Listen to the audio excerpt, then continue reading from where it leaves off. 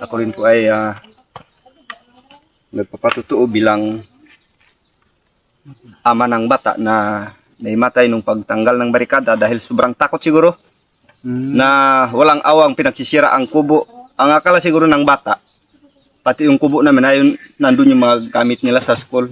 Doon na kayo nagtira? Oh, mga uniform. Yun yung nahimatayan niya. Kasi, doon kasi yung maganda na tirahan ng mga bata dahil malapit. Sa school. Hindi Kasi pa kung maputik. aakyat pa sa bundok, malayo pa.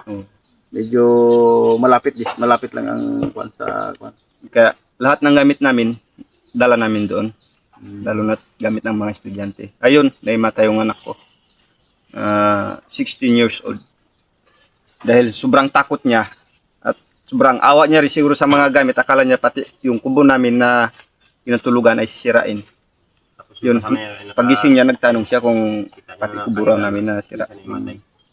At saka siguro pati na kubo nyo sinira talaga. As in, sinira. hindi pa rin. Pero nakaplano na rin yan sa kanila kung kailan nila sisirain yung kubo namin. Yung, Pero doon si Jensen, si Atty. Jensen, siya ang nanguna. oo, Pati siya ang naghatid ng kaguluhan doon sa barikada. At siya rin siguro yung pinuno upang payagan na sirain yung barikada. Walang iba. Dahil siya man lang yung nakiusap kay Panlima o sa mga kasama niya na yun nga may daladalang papel. Iwan ko kung may katotohanan yun. Wala kayo binigyan kopya? Wala.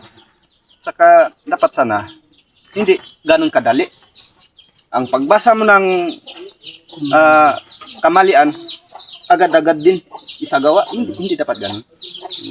Hindi man lang kayo hiniring sa usaping mga katutubo na bilang isang si Atty. Jensen, kaya may abogado ng NCIP. Dapat pinatawag kayo sa opisina o ano man dito sa bike, dito sa kwan na nag-uusap kayo about kay Panlima. Dapat sana nagpadala sila ng invitation para ipatawag ang mga involved dito. Kung mayroon man usapin kasi may mga nababalitaan sila. Usapin, tanungin kung ano ba talaga, ganun, o kung ano yung dapat pagkasunduan. Eh wala silang invitation na tinadala. Pang ilang punta na ni Atty. Jensen? Bali, pangatlo. Ang punta ni Atty. Jensen nung una, ano ba ang pagkasabi sa inyo? Hindi kayo papalisin?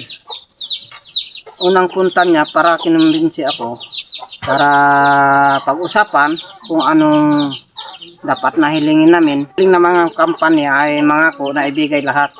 Sabi ko nga, sir, kahit anong pang pakiusap sa akin, hindi ko na mabago ang aking desisyon. Kasi ginawa na sa amin na pandulo ko, tapos ngayon ibigay ko pa sa kanila yung pagpabor ko, mas lalo sabi kong loko na kami.